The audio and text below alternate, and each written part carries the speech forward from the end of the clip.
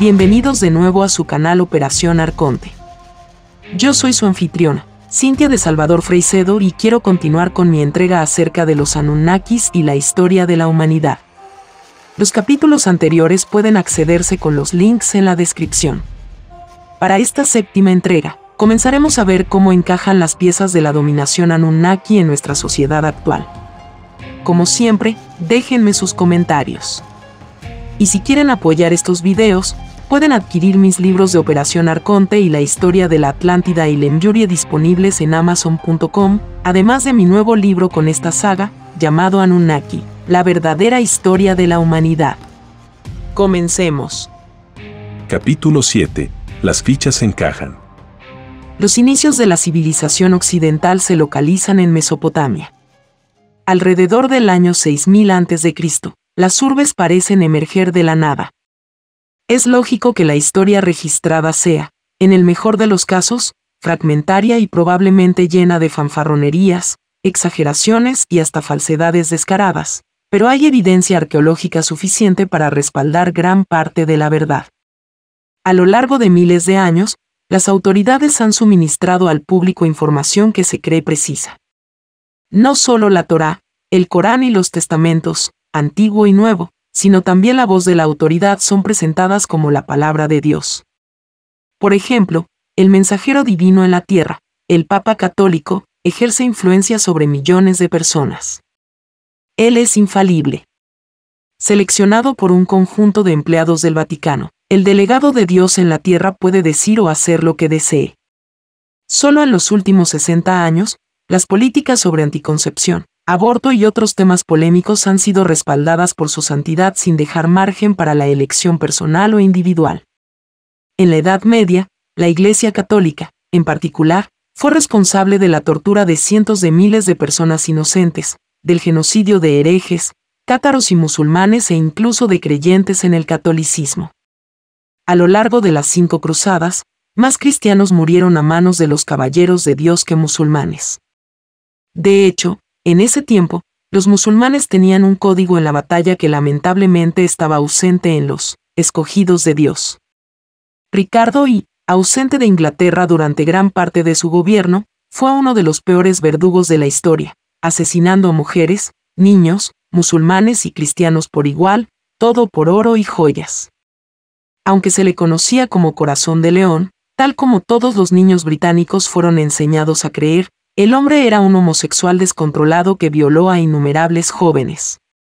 Cuando Ricardo fue apresado en combate, los musulmanes, siguiendo su código de caballería, solicitaron un rescate por el monarca. Inglaterra tuvo que pagar, literalmente, el rescate de un rey. Ricardo fue liberado solo para ser capturado por sus aliados, los austriacos. En esta ocasión, la demanda fue mucho mayor y la contribución monetaria resultante a las arcas francesas condujo a Inglaterra a la quiebra por siglos. Su hermano Juan ofreció una cantidad menor a los austriacos para asesinar a Ricardo. No es el propósito de este libro relatar las innumerables atrocidades cometidas a lo largo de los siglos en nombre de Dios, Cristo, etc. Más bien, uso el ejemplo anterior para sugerir que la historia escrita, la creencia, la fe y la documentación oficial pueden ser en su mayoría propaganda, un medio para adoctrinar a las masas, someter su voluntad a una autoridad que reemplaza a los poderes en todos los países y todas las religiones, que de por sí es ilegítimo y oculto. ¿Quiénes son los verdaderos gobernantes de nuestro planeta? Pensemos en la usurpación del poder en tiempos recientes. África. Más de 56 golpes de Estado o asesinatos desde 1954. América, más de 78 tiranos y dictadores desde 1926. Caribe, más de 42 gobiernos destituidos desde 1878. Asia, más de 80 gobiernos derrocados desde 1936. Europa, origen de 2 guerras mundiales y dictaduras, total de 74 usurpaciones desde 1871. Sin mencionar los gobiernos democráticamente electos en países que no se consideran bajo el control de un dictador. ¿Quién nos brinda información precisa? ¿Nuestros gobiernos? ¿Nuestros líderes religiosos? ¿Nuestros medios de comunicación? ¿Cómo sabemos que la información que nos proporcionan nuestros padres, maestros, políticos, clérigos y medios de comunicación es la verdad, toda la verdad y nada más que la verdad? Honestamente, no lo sabemos, pero seguimos aceptando ciegamente las declaraciones oficiales. Lord Kitchener, héroe de la última guerra Boer, Reino Unido contra los Boers holandeses en Sudáfrica, se le solicitó en 1914 posar para el cartel de arriba para atraer a jóvenes, algunos de solo 15 años, a la muerte. El gobierno británico de la época insistía en que los militares alemanes estaban a punto de entrar en Gran Bretaña, donde violarían a sus mujeres y novias y devorarían a sus bebés. La población estaba enfurecida. Todos los jóvenes sanos se apresuraron a conseguir un arma Tommy y un casco de lata para proteger a su madre, hermana o tía anciana del terror germánico. ¿La verdad? Después del asesinato del heredero del trono austrohúngaro, el archiduque Francisco Fernando, en Sarajevo el 28 de junio de 1914, el emperador aprovechó este incidente para reabrir viejas heridas con los serbios. Hubo disputas fronterizas entre ambos países y si los serbios no entregaban al asesino, se podría desencadenar una guerra entre las naciones vecinas. Austro-Hungría tenía un pacto de larga duración con Alemania, que les brindaría ayuda en tiempos de guerra. Serbia tenía un pacto similar con Rusia. Con la intención de expandir su imperio, entonces mucho más pequeño, Rusia declaró la guerra a Austro-Hungría.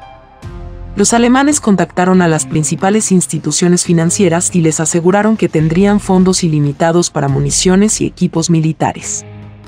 Alemania también deseaba ampliar sus fronteras, por lo que el 28 de julio de 1914 Austro-Hungría declaró la guerra a Serbia, seguida, el 1 de agosto, por la declaración de guerra a Rusia. Alemania, obligada por el tratado, entró en la guerra del lado de Austro-Hungría. Francia entró en guerra el 3 de agosto contra su viejo enemigo Prusia, Alemania. Alemania invadió inmediatamente la indefensa Bélgica. Siguió un periodo de 4 años de combates sangrientos que resultaron en la muerte de millones de jóvenes y un número menor de víctimas civiles. Antes de que la guerra terminara el 11 de noviembre de 1918, Gran Bretaña, y por tanto sus colonias, Australia, Canadá, India, Nueva Zelanda y la Unión Sudafricana, Japón, aliado de Gran Bretaña desde el 23 de agosto de 1914, Italia, contra Alemania, mayo de 1915, y finalmente, los Estados Unidos de América, 6 de abril de 1917, se habían unido al conflicto. Fue considerada la Gran Guerra, la guerra que acabaría con todas las guerras. Alemania perdió la guerra porque se le retiró el apoyo financiero prometido. ¿Fue todo el conflicto parte de un plan nefasto? Todos los países que participaron en la Gran Guerra quedaron en ruinas, excepto los Estados Unidos de América. La mayoría de los países del mundo no habían entrado en la guerra, por lo que las referencias a que se trataba de una guerra mundial eran exageradas. 2 décadas después del final de esta guerra, se desencadenó un conflicto aún mayor, esta vez, a manos de los nazis que gobernaban Alemania. Luego del cese de las hostilidades al concluir la Segunda Guerra Mundial, las superpotencias se repartieron extensas áreas del Medio Oriente, pero curiosamente devolvieron países en otras regiones. Alemania, Italia y Japón, en particular, no solo recuperaron sus gobiernos, sino que también recibieron enormes sumas de dinero para restablecer sus economías. Alemania, en especial, había enfrentado serios problemas económicos en los años 30. Hoy en día, todos los países del mundo comercian con los países del eje, considerados una amenaza entre 1939 y 1945. Es necesario plantearse preguntas cruciales. ¿Cómo es que países al borde de la quiebra a principios del siglo XX perdieron guerras y aún así sostienen economías tan prósperas? La financiación de ambas guerras mundiales demandó montos colosales de dinero. ¿A quién pidieron prestado nuestros gobiernos y qué quieren a cambio estos acreedores? ¿Por qué fue solo el Medio Oriente lo que se dividió después de ambas guerras mundiales? Se estima que de los medios de comunicación, la Iglesia, el gobierno, los profesores, etc., recibimos solo un 14% de información verídica. El resto es pura propaganda. ¿Dónde podemos hallar la verdad? ¿En Internet? ¿La familia y los amigos? ¿Libros de historia? ¿Los diferentes textos religiosos? En un Reyes, un espíritu se presentó delante del Señor y propuso atraer al hombre en cuestión. El Señor preguntó cómo lo haría y el espíritu dijo que se convertiría en un espíritu mentiroso en boca de todos los profetas del hombre. El Señor aceptó y permitió que el espíritu fuera a engañar a los profetas. En Jeremías 4, se habla de un día en que el rey y los funcionarios perderán el ánimo, los sacerdotes se horrorizarán y los profetas se espantarán. El narrador se lamenta de cómo el Señor engañó al pueblo y a Jerusalén al decir que tendrían paz, cuando en realidad están en una situación de peligro. Dios puede mentir, nuestros líderes pueden mentir, los medios de comunicación fabrican noticias, los maestros enseñan solo lo que les han enseñado al igual que los padres. ¿En quién podemos confiar para que nos diga la verdad?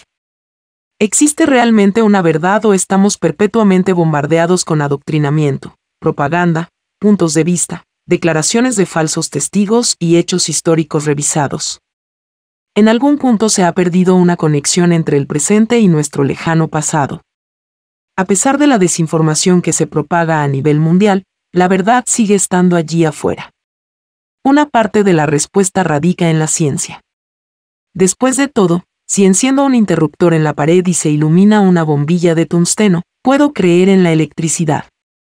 Cuando salgo de casa cada día, verifico por mí mismo los avances que la ciencia me ha proporcionado. Transporte, comida preparada, agua potable, calefacción, electrodomésticos, dispositivos eléctricos, etc. Tal vez la ciencia sea ese eslabón perdido que nos brindará una respuesta sobre cómo se formaron las civilizaciones, por qué ciertos aspectos son considerados tan relevantes, matemáticas, lenguaje, educación en general, y cómo hemos logrado construirlas, por más frágiles que sean, complejas sociedades interactivas que conforman nuestro mundo. Otra posibilidad es abordar todas las doctrinas, la educación formal, la historia, la religión, la ciencia, la filosofía, etc., y cuestionar, evaluar, comparar y experimentar con las respuestas aceptadas. Porque solo mediante la indagación y el cuestionamiento, y no aceptando ciegamente, podremos llegar a una explicación satisfactoria de las preguntas más desconcertantes de nuestra época. ¿Por qué estamos aquí? ¿Cuál fue nuestro origen? ¿Cómo hemos evolucionado hasta convertirnos en sociedades modernas y complejas? ¿Qué nos depara el futuro? Fin. En el próximo capítulo exploraremos el concepto de deidades en la cosmología Anunnaki. Recuerden dejarme sus comentarios y hasta la próxima.